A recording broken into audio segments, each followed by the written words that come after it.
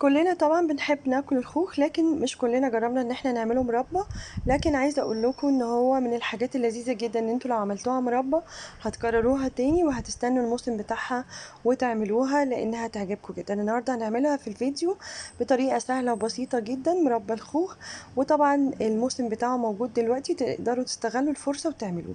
عندنا هنا حوالي 2 كيلو خوخ، طبعًا عايزة أقول لكم إن أنا ما لحقتش الخوخ البلدي، طبعًا هو كان اختفى من السوق بسرعة جدًا، فاضطريت إن أنا أعمل بالخوخ السكري، لكن يُفضّل لمّا تعملوا اعملوا بالخوخ البلدي، لإنه طبعًا بتكون نسبة السوائل فيه أعلى ولحمه بيكون طري، وكمان قشرته بتكون طرية غير الخوخ السكري.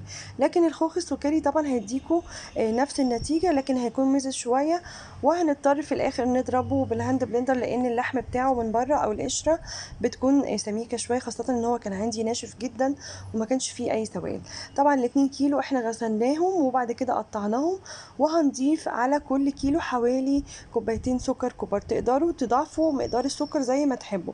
أنا حبيت أقلل لإني حبيت إن هي تكون مززة عندي شوية. طبعًا هنحط الفاكهة دي كلها وفي السكر، وبعد كده هنحطها في التلاجة ليلة كاملة. بعد كده هنطلعها من التلاجة، دي كانت كمية السوائل اللي طلعت من الخوخ.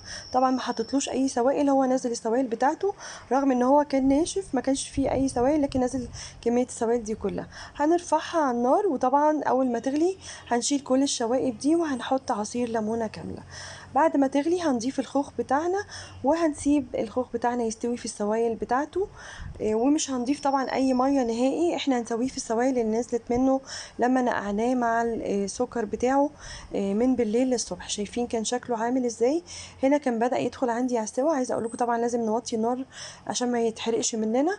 وهنا أنا طبعًا بعد ما كان استوى ضِفت معلقة من الجيلاتين، وطبعًا إحنا كنا قبل كده قُلنا إن معلقة الجيلاتين من الحاجات اللي بتحافظ على صلاحية المربى. لو مش موجودة نقدر نضيف جيلي سادة أو أي باكو جيلي بطعم الخوخ.